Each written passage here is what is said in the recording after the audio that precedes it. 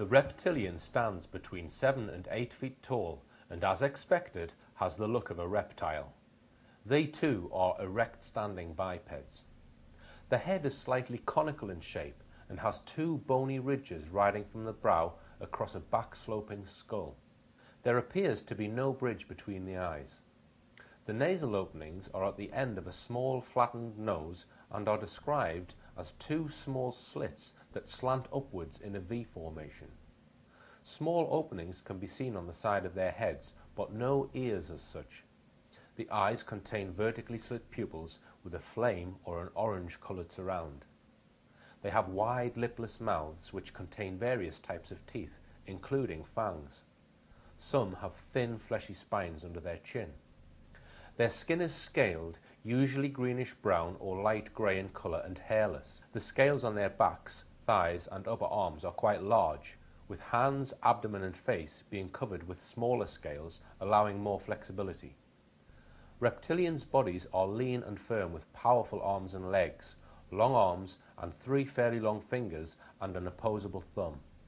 The feet have 3 toes and 1 recessed 4th toe that is toward the back side of the ankle. Claws on the hands and feet are short and blunt. They do not have teeth on their upper torso and there is no navel. How do they behave? The ruling caste of Indigenous Reptilian consider themselves to be the genuine natives of the earth and humans to be squatters. A group of reptilians is known as a hive, and the race is absolutely void of any care, concern or compassion for human beings. The worker caste can be friendly, as long as they are allowed to speak first. They will answer if you address them, are very cautious beings, and consider most humans to be hostile. They usually seem surprised when they find that most humans are open and trustworthy. The working caste is generally used for physical labour, and they have a no-nonsense, get-back-to-work attitude.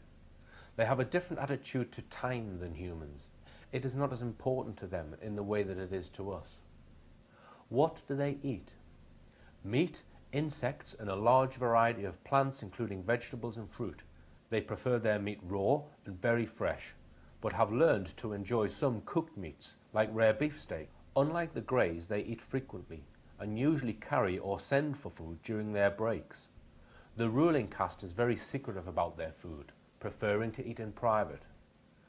They enjoy much of the same food that humans do, and are often seen secretly munching on a freshly found snail. Where do they come from? Earth.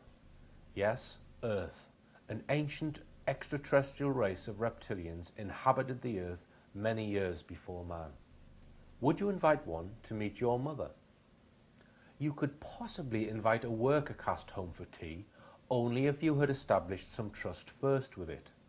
This would involve being totally subservient and only speaking when spoken to. You would need to warn your mother of the guest's appearance in advance, that is, a 7-foot tall lizard, and then ensure that she understood not to speak first.